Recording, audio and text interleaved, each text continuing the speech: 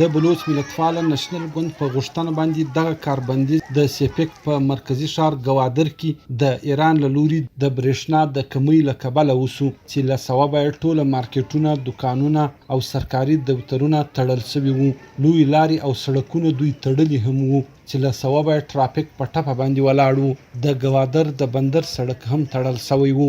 د نېشنل پارټۍ ویان علي لانګو ویویډي ورته وویل چې په ضلع کیچ، ګوادر او په پنجګور کې د ایران څخه ورکړل شوې برېښنا ډیره کمه ده. مکران کو تقریباً 250 मेगावाट बिजली जरूरत थी, लेकिन मायदे से कम 20 से 30% बिजली सप्लाई रवान थी. उस गवादर सीपैक मेवर दे अलता न उबस थे न बिजली इसते खल्क 50 डिग्री सेंटीग्रेड की दोनों सख्त पर गर्मी के अलता बगैर बिजली या बगैर उबे सिंगल जुएन तेरेजी. नेशनल पार्टी पूरा मकरान रीजन बांधे एहतजाज काले वर कर दी, अवामी एहतजाज शुरू कर दी, रोड ब्लॉकों न दी, शटर डाउन न दी. खल्क हम मुतालबा दे कि मकरान तय कौमी ग्रेड सर मुंसलिकों की د نېشنل پارټۍ غړو او د مدني ټولنې فعالینو د ګوادر پر ملا موسی موړ باندې هم احتجاجي کیمپ پرانستی دی.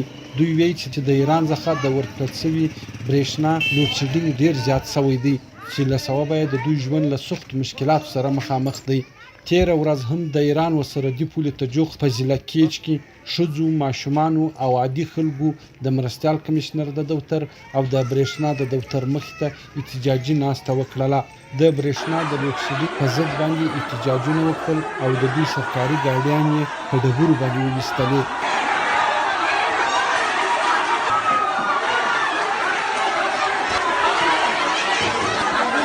په بلوچستان کې د برېښنا د رسولو د څانګې ویان وویل چې له ګاونډي هیواد ایران څخه د 152 ترانسمیشن لاین من له مخکې 100 میګاواټه بجلي ورکول کېدله چې اوس یوازې 10 میګاواټه ورکول کېږي. هم له دې کبله لوډ شیډینګ ډیر زیات دی او ویل چې کله دغه برېښنا 100 میګاواټه سي بیا به دغه ستونزه اواره سي.